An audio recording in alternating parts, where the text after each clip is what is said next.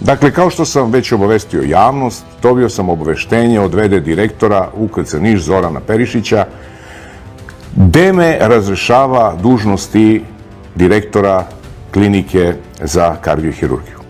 U konsultaciji sa mojim advokatima, a zastupat ćemo u ovom slučaju gospodin Ivan Ninić iz Beograda i Dragana Milutinović iz Niša, dobio sam savet da potpišem aneks ugovora o radu kako bi oni odmah mogli da pokrenu proces žalbe pred nadležnim sudom.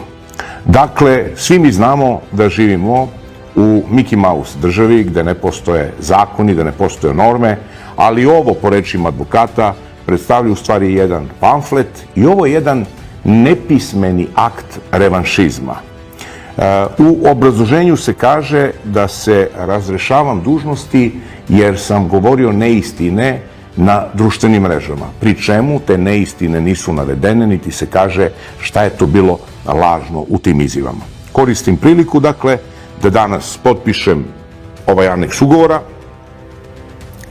i od danas ja praktično nisam više rukovodilac ove klinike za kardiohirurgiju. Izražavam veliku zahvalnost osoblju na predanom radu, na stručnosti, na lojalnosti ovoj klinici i naravno ovaj potpis nije kraj, već je početak.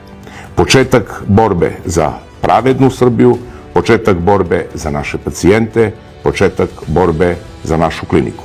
Nećemo dozvoliti da nam niko kalja ni ime, ni naš rad, ni sve ono što smo uradili. Znamo koji je glavni razlog za moje razrešenje, to su činjenice da smo očistili liste čekanja, da smo radili vikendima 100 dana u kontinuitetu bez naknade i što su pacijenti dobili najbolju moguću uslugu. Mi smo ponosni na to, pacijenti će i dalje biti na prvom mestu. I na kraju, poruka Zoranu Perišiću, pošto sam čuo da je u upravi rekao da neće se smiriti dok me ne izbaci ne iz Niša, nego iz države Srbije, kao što je izbacio Nenada Božinovića. Gospodine Perišiću, ja nemam nikakve nekretnine u Haniotiju, kao što imaju neki iz UKC Niš. Nemam nikakve nekretnine u Trstu, Španiji, Italiji ili na bilo kom drugom mestu u inostranstvu, kao što imate vi, VIP naprednjaci.